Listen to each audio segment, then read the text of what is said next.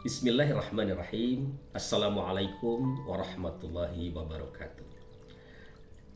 Alhamdulillah, sahabatku yang berbahagia, saya berdoa semoga Anda semua dalam keadaan sehat walafiat, bahagia bersama dengan keluarga, dan dari hari ke hari menjadi pribadi yang semakin dekat, semakin taat kepada Allah Subhanahu wa Ta'ala.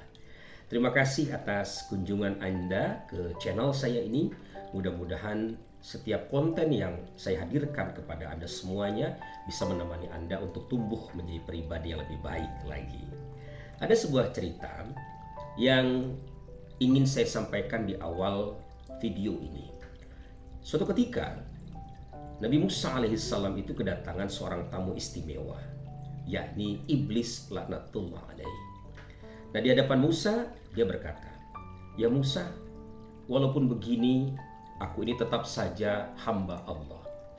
Aku ingin dosa-dosaku yang telah lampau diampuni oleh Allah Subhanahu wa Ta'ala." Nah, tentu saja menerima permohonan tersebut, Nabi Musa sangat senang.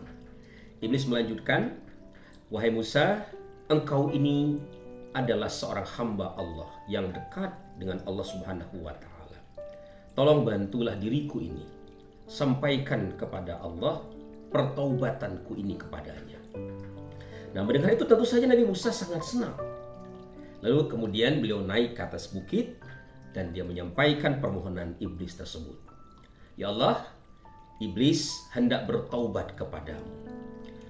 Kemudian, sahabatku yang berbahagia, Allah menjawab, "Wahai Musa, sampaikan pada iblis bahwa aku akan mengampuni dosanya. Tapi ada syaratnya.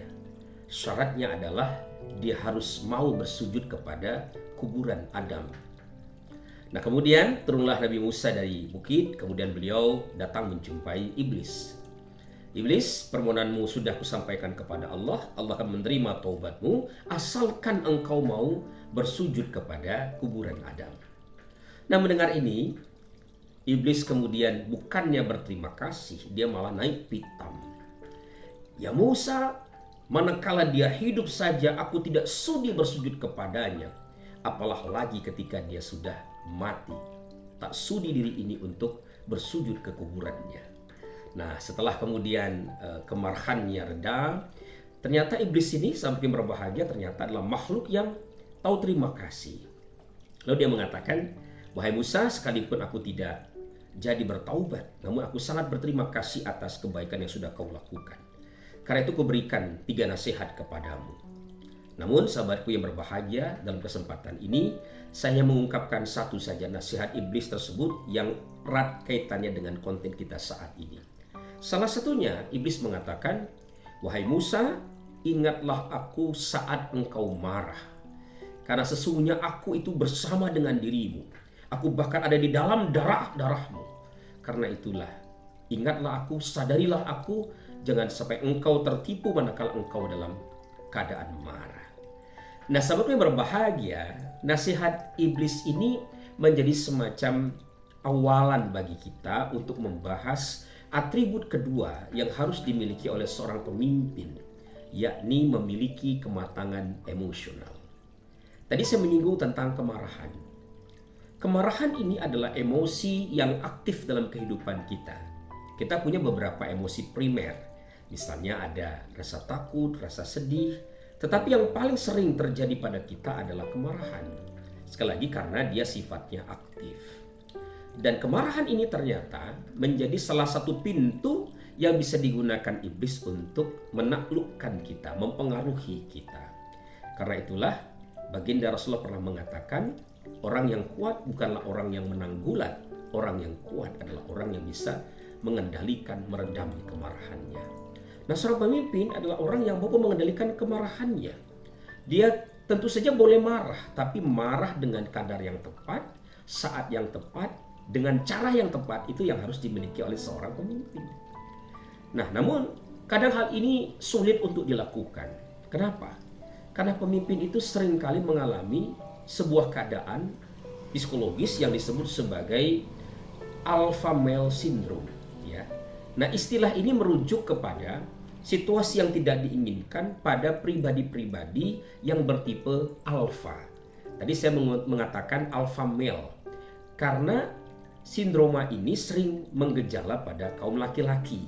Karena kebanyakan kalau kita perhatikan pemimpin itu didominasi oleh kaum Adam, ya. Walaupun tetap ada saja kaum Hawa yang juga memiliki kecenderungan alfa, ya. Jadi alfa ini merujuk kepada ya nomor abjad pertama di dalam di dalam huruf yang kita kenal selama ini. Dan alfa ini merujuk kepada orang yang senantiasa tampil menonjol.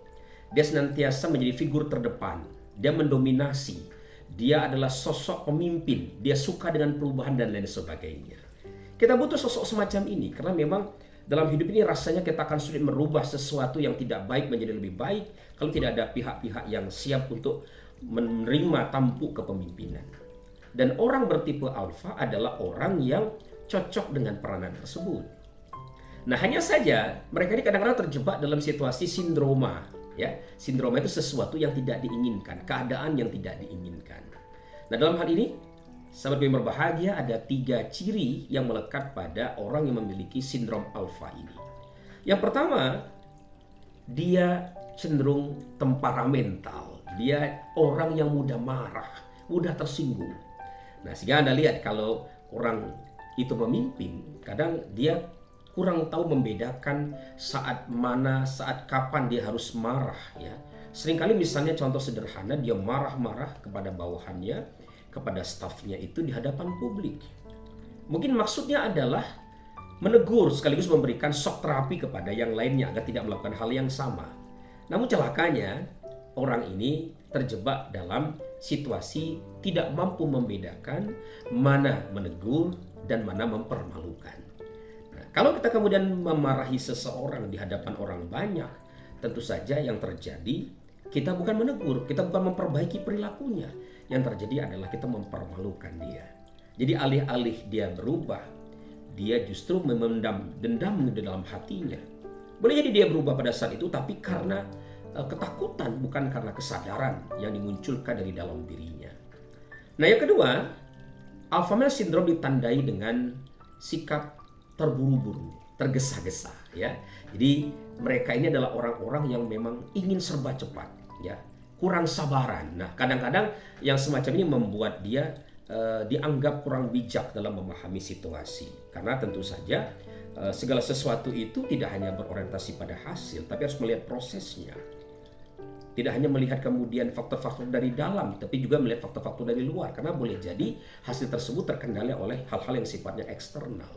Namun, orang yang bertipe alfa cenderung kurang menghargai adanya proses semacam itu. Dia terburu-buru. Nah, yang ketiga, alpha male syndrome itu ditandai dengan keras kepala. Jadi, mereka ini orang-orang yang sulit menerima masukan dari orang lain. Dia hanya percaya dengan idenya, dengan gagasannya, dengan pikirannya. Namun kurang menghargai pikiran-pikiran lain yang barangkali berseberangan, bahkan bertolak belakang dengan ide-ide dia.